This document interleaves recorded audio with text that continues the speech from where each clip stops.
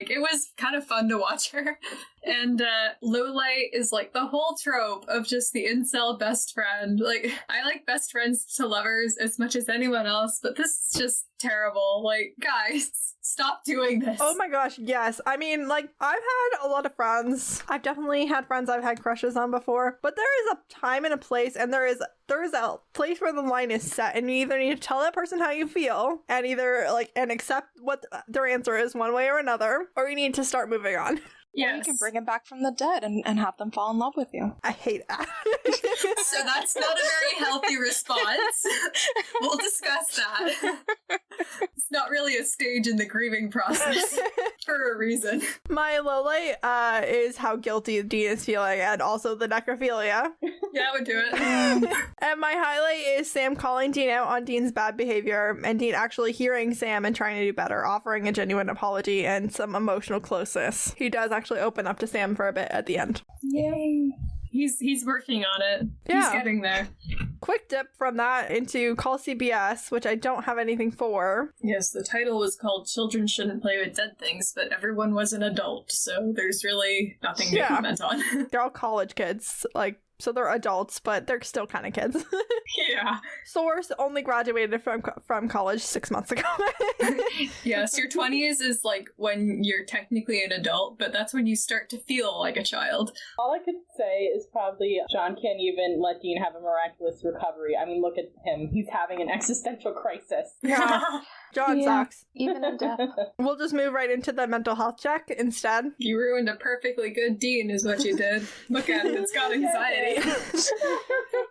It's got anxiety and untreated ADHD. Oh gosh. Best combo.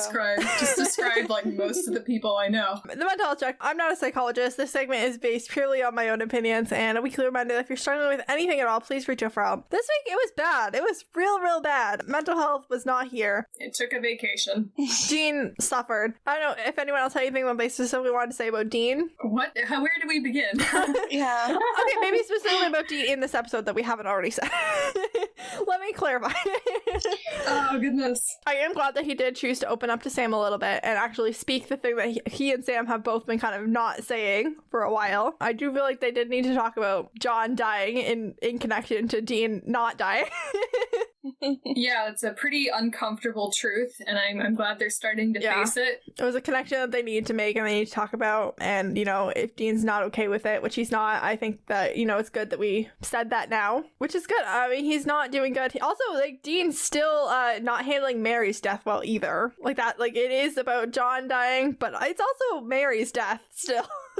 23 years in, Dean hasn't dealt with that and isn't ready to start dealing with it. No, he hasn't really been raised in a way that allows him to deal with it. Meanwhile, on the flip side, on the good-ish mental health week, Sam calling Dean out on his behavior, calling Dean out for being scary and angry and just generally not okay, talking with Dean, but also actively trying to heal some of their past traumas regarding Mary, taking the opportunity of John dying to be okay, yeah, John's dead and that's bringing up a lot, but it's also bringing up a lot in regards to our mom dying 23 years ago, and we should really deal with that also. Yeah, I really feel like Sam has a higher, emotional intelligence. He's more sensitive to the fact that, okay, I am grieving, I need to go through the grieving process, I think this is how you do it. Well, Sam has a whole other huge loss too between the two of them, with Jess. Yeah. Sam's lost an additional loved one in the in between that he also didn't really have time to deal with at the time. So now that John's dead,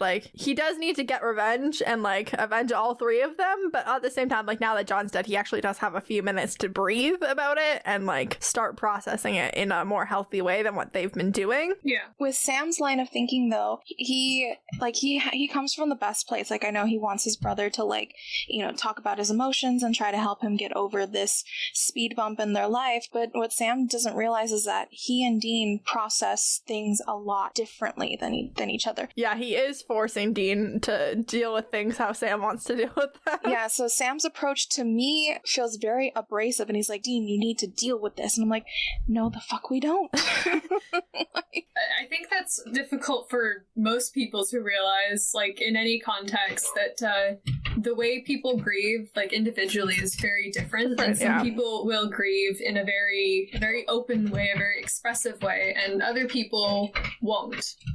Yeah. I did want to say about, like, Sam wanting to go, like, put the dog tags with Mary was interesting. It's interesting that they didn't, like, keep John's ashes or anything, because then they, like, cremated John. I mean, what are you going to do with the ashes? Well, they could have brought them to the grave and left that instead of the dog tags and kept the dog tags, but, you know, I think it's interesting that that was what Sam wanted to do, because I think part of that is that he is about, like, getting Dean to be like, hey, like, our parents, you know, they're both dead, but, you know, like, Dad's kind of wanted to be dead since Mom died, and, like, we can kind of choose for ourselves to believe that, like, they're together again, even though we don't know anything about what happens after you die. We have not gone to the theology portion of this show.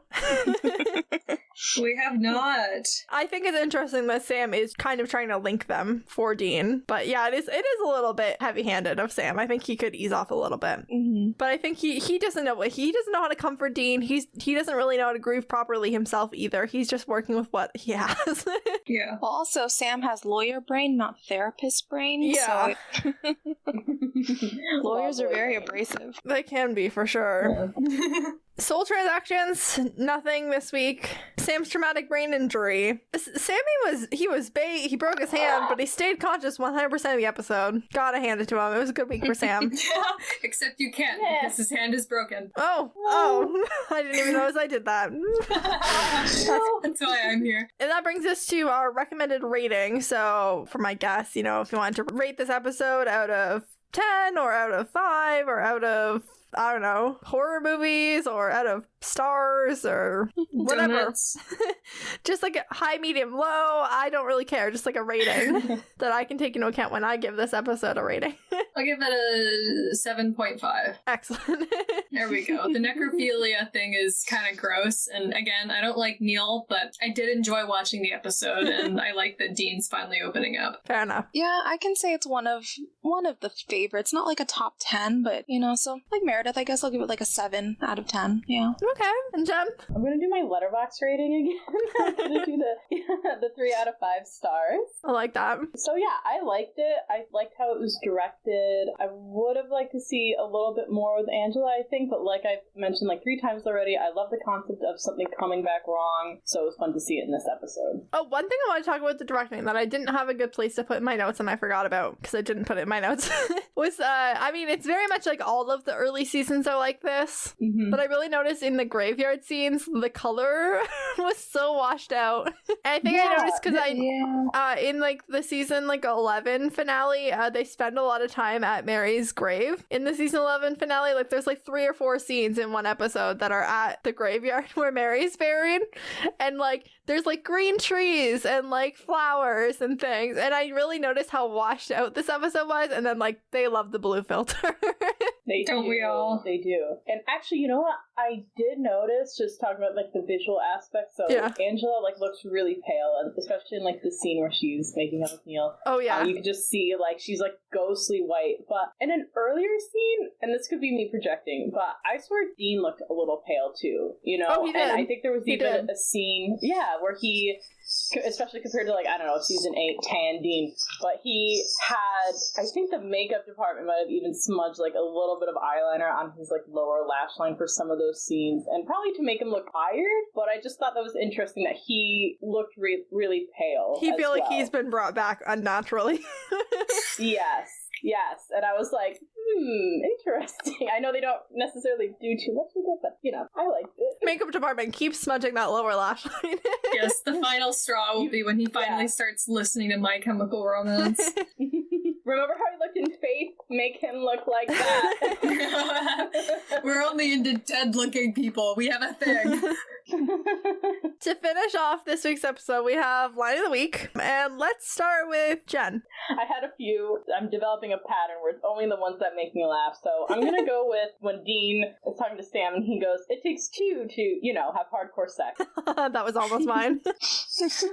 Meredith? So I picked when, like, Lindsay's walking around her house and we finally see Angela, and she's like, "Hi, Lindsay, I'm home." Every time that makes me laugh so hard. I don't even even know why. It's the delivery, I think. It's just so funny. Best delivery. It's so dramatic. You miss me? Francis, is yours sad or is yours funny? It's not funny. Well, I mean, kind of. Okay. When Dean says what's dead should stay dead, that definitely does not happen in the 15 seasons of Supernatural. It does not. That is some irony. It's funny in a we're laughing through our tears kind of way. Yeah. I should not have gone last. I always go last, but I also usually do a funny one. I did not do a funny one this week at all. It's okay. I did a very sad one. I did Sam saying, "It's killing you, please. We've already lost Dad, we've lost Mom, I've lost Jessica, and now I'm gonna lose you too." Yay! That is sobering. Really cut to the heart of Sam's issues in this episode. You can't go last anymore, KJ. Usually I go last and I have something funny or something good.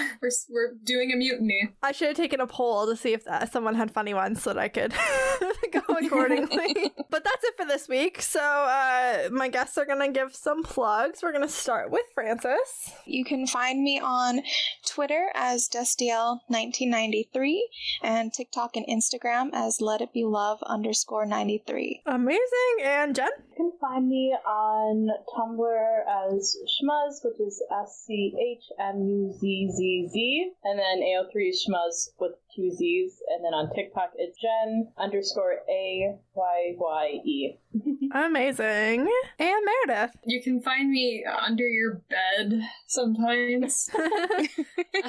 If not, I am at Shades of Dayanira on Tumblr and Instagram and TikTok. And if you go there, you'll see lots of cool drawings for the fantasy novel I'm writing. Amazing. I've been KJ. You can find me on all social media platforms at Life Messes of KJ. Except for TikTok, where you can now find me at SPN Opinions KJ. If you want to be on the podcast, you can either reach out to me there or you can reach out through the podcast social media. You can email the podcast. Our email address is supernaturalopinionspodcast@gmail.com. You can find us on Twitter at SPN Opinions Pod. We are Supernatural Opinions Podcast on Facebook and at Supernatural Opinions Pod on Instagram. And if you could subscribe and leave us a review wherever you listen to this podcast, that really helps people to find us. And if you want to hear more of me and my thoughts, you can check out my other podcast, Series of Opinions, available on all the same places as this one. This podcast was written, recorded, produced, and edited by me. Thank you to Faith Ebert for our logo. Our theme song is by Joe Veretta. Thank you once again to all of our amazing guests. Don't things in this world are supernatural. What we need is a savior.